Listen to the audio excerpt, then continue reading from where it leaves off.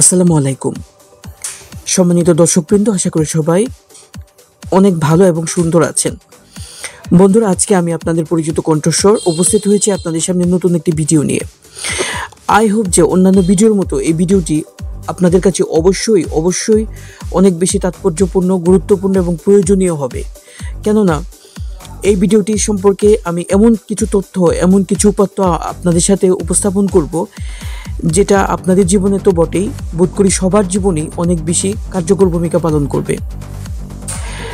Starlink, হ্যাঁ বন্ধুরা, অবশ্যই এই শব্দটির সাথে এখন আপনারা খুব বেশি করে প্রচলিত আছেন, কারণ আপনাদের কারো কাছে বা অনেকের মতে স্টারলিংক হচ্ছে এমন একটি নাম করা বা এমন একটি নির্ভরযোগ্য ইন্টারনেট পরিষেবা, যে ইন্টারনেট পরিষেবা একবারে শহর থেকে ছড়িয়ে যাবে প্রত্যন্ত গ্রাম থেকে গ্রামান্তর পর্যন্ত, পাহাড়ে ঘেরা এলাকায়, এমনকি যেখানে বিদ্যুতের আলো নেই সেখানেও এই ইন্টারনেট পরিষেবা পৌঁছে যাবে প্রত্যেকের হাতে হাতে। অনেকেই বলছেন যে এই ইন্টারনেট সেবা মানুষকে পৌঁছে দিবে উন্নতির চরম শিখরে। বাংলাদেশ হবে অনেক বেশি আধুনিক এবং অনেক বেশি ডিজিটালাইজড, কেননা এই ইন্টারনেট সেবা সকল স্তরের মানুষ সমানভাবে উপভোগ করতে পারবে।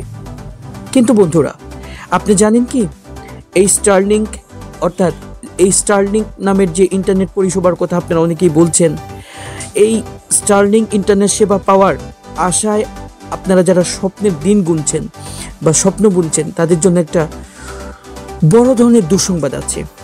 সেটা হচ্ছে এই স্টারলিংক ব্যবহারে অনেক ধরনের কুফল বা প্রতিবন্ধকতা কিন্তু আছে। একে একে সেই সমস্ত বিষয়ই তুলে ধরব। তার আগে বলবো,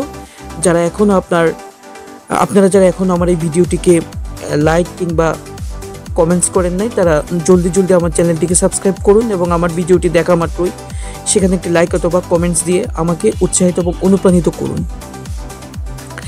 এবার আসা যাক স্টারলিংক ব্যবহারের কিছু কুফল কিংবা কিছু ক্ষতিকর দিক সম্পর্কে।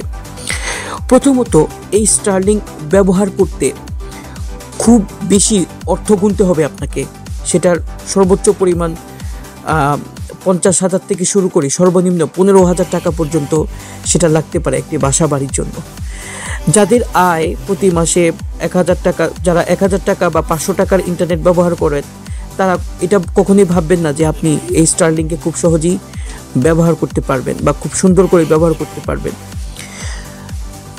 দ্বিতীয়ত, যদিও বা আপনি আপনার অর্থনৈতিক সামর্থ্য উপার্জন বা অর্থনৈতিক সামর্থ্যের দ্বারপ্রান্তে পৌঁছান, অর্থাৎ অর্থনৈতিক সক্ষমতা অর্জন করেন যে আমার স্টারলিংক ব্যবহার করার মতো অর্থনৈতিক পসিবিলিটি বা অর্থনৈতিক সক্ষমতা আছে, সেই ক্ষেত্রে আপনারা হয়তো একটু স্বস্তির নিঃশ্বাস ফেলতে পারেন। কিন্তু তারপরেও আপনাদেরকে পড়তে হবে নতুন একটি সমস্যায়।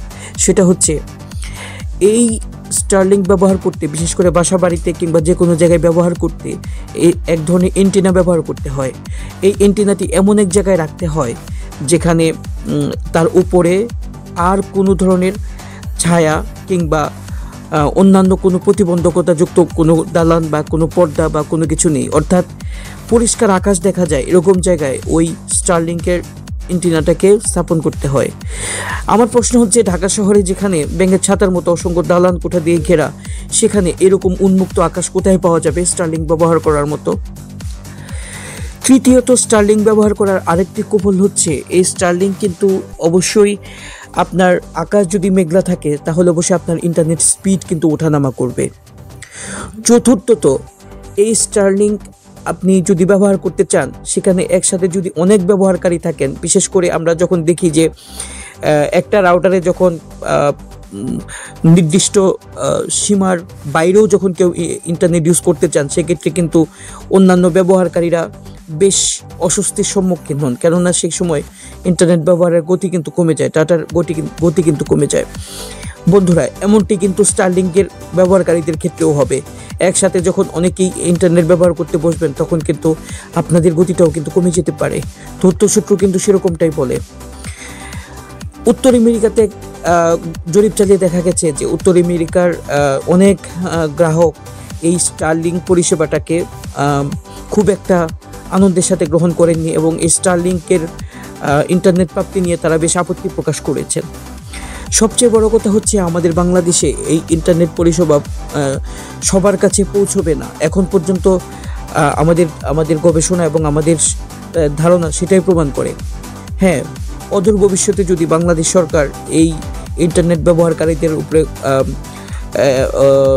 নতুন কোনো শুল্ক বাড়ায় বা যদি ইন্টারনেট ব্যবহারকারীদেরকে সেটা যদি সহজলভ্য না করে, তাহলে এই স্টারলিংক কিন্তু সকলেই ব্যবহার করতে পারবে না বা সবার হাতের নাগালে স্টারলিংক আসবে না।